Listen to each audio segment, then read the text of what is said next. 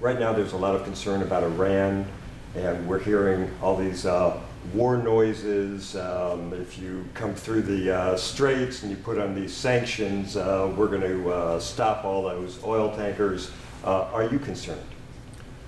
Well, it's always dangerous for overheated rhetoric to be there between avowed enemies. So there's a certain amount of concern. But I discount it. I mean, the threats, I think, are just taunts, and I think that they're being made for specific political purposes. I don't think it's serious. What the Europeans, though, have decided to do, isn't that serious? With their imposition of sanctions, it looks like that's where they're going in January. Right, so Iran has for some time been under financial sanctions. There are banks that the US and Europe, the United Nations have decided that people shouldn't deal with. And so Iran's kind of financial interface with the rest of the world has been damaged, and that has affected the Iranian economy. Those sanctions have not produced a change in Iranian policy, which is enrichment of uranium and support of groups in the Middle East that the US categorizes as terrorist groups. So the next stage, what could you do beyond that, would be to blockade Iran's sale of petroleum, which is the main support for the regime. The regime gets $70–80 billion a year in the oil receipts. It's a state-owned industry, and it's a big support for the regime.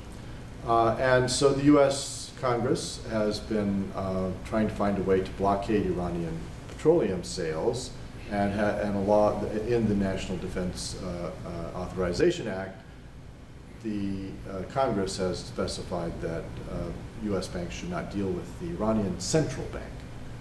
And the Iranian Central Bank is the one through which the oil payments are made.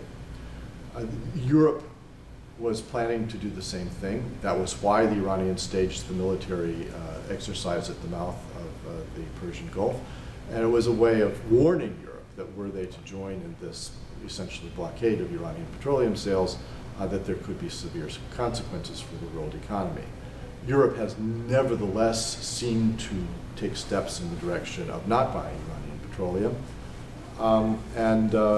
And so Iran is facing this boycott on the part of the United States and its allies. But will it have any impact on Iran? I'm skeptical of the impact being severe enough to cripple the regime or to cause it to change its policies. And why is that?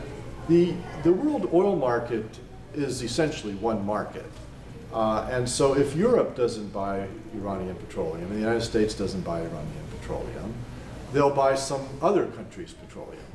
The countries that had been buying that petroleum would then be forced to go to Iran. The only way that this boycott of Iranian petroleum could be effective would be if there were too much oil on the market, and so people could meet their supplies without going to Iran. Iran would be left with excess supply.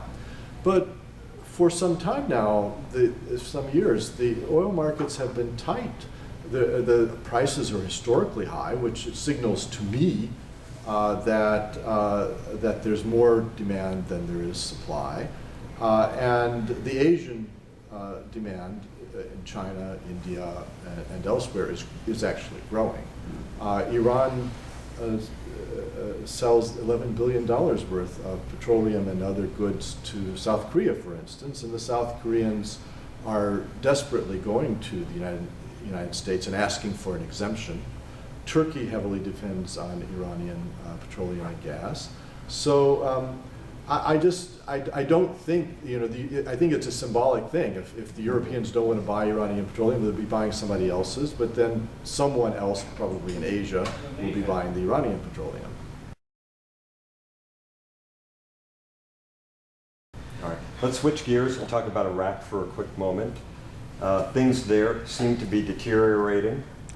What is your assessment of what's going on right now, and should we all be really worried? The situation in Iraq is worrisome. It's unstable. The government is now in the hands of the majority Shiites. Shiites come to about 60% of the Iraqi population, and the Prime Minister, Nouri al-Maliki, is from a major Shiite party, has a coalition of other Shiites. And he doesn't play well with other children. He views the Sunni Arab politicians with a great deal of suspicion, and so he's actually accused his own Sunni vice president and Sunni premier of involvement in Sunni Arab terrorism and assassination plot against himself and so forth. And he's tried to force them out, and I think is succeeding in forcing them out. So these are major Sunni politicians. They're the voice of the Sunnis in the government, and he's excluding them. So to a lot of people, this looks like a kind of coup or putsch against the other political forces. The way that the government is organized under the Constitution doesn't seem to allow the Sunnis, as you were explaining to me yesterday, to have much of a way of influencing the government, and it's almost forcing them to take extreme actions, and then that's creating a situation where maybe they're even going to wind up wanting to not only be autonomous, but separate. It's entirely possible. The Bush administration's policy was to put the Shiites in power in Iraq.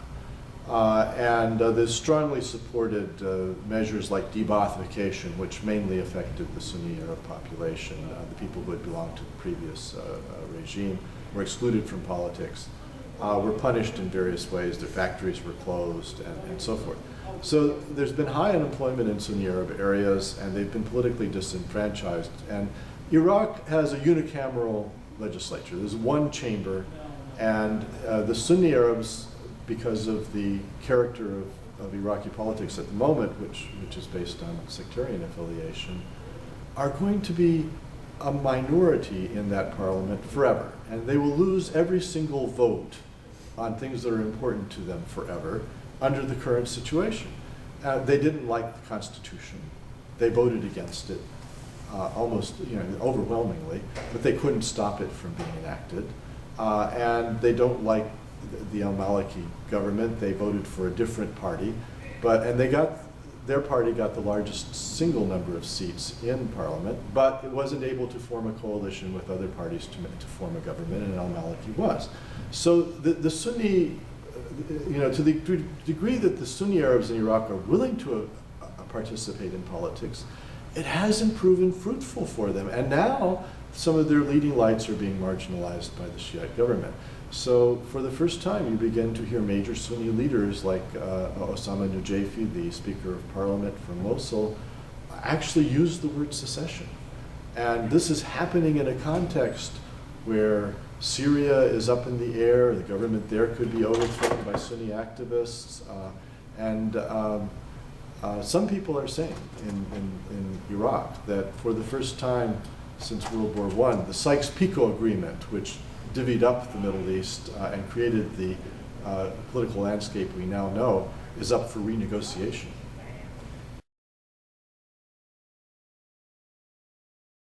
Finally, let's talk about Tunisia and Libya. Two separate countries. You told me yesterday that there's actually talk that maybe they should join in some fashion. What's in it for each of them? Well, yes, the opinion polling also shows that a lot of Libyans and Tunisians don't think that having these strong separations among them with regard to government and bureaucracy and so forth make a lot of sense. Libya is a small country, about 6.5 million people, and it has a lot of petroleum. Tunisia is somewhat larger, it's 10.5 million without petroleum, but with a lot of human capital. A lot of Tunisians are well educated and good at running things and so forth. Libya, as it gets its act back together and exports petroleum, is going to have a big oil income. It's going to need a lot of laborers, a lot of managers. So inevitably there's going to be a lot of Tunisians going to Libya for work. And so there's been thinking that some kind of union could be made among these two countries, both of which have had revolutions against authoritarian regimes, both of which are moving towards democratic setups. Would it be something like a European Union kind of situation where you wouldn't need visas, where there would be economic cooperation and so forth? It's not clear. But the new president of Tunisia visited Libya recently, Monsef Marzouki, and apparently was discussing new forms of cooperation between the two. And there are people who think that eventually there may be some kind of political union. Thank you, Juan Cole. You're very welcome, Rick. Good.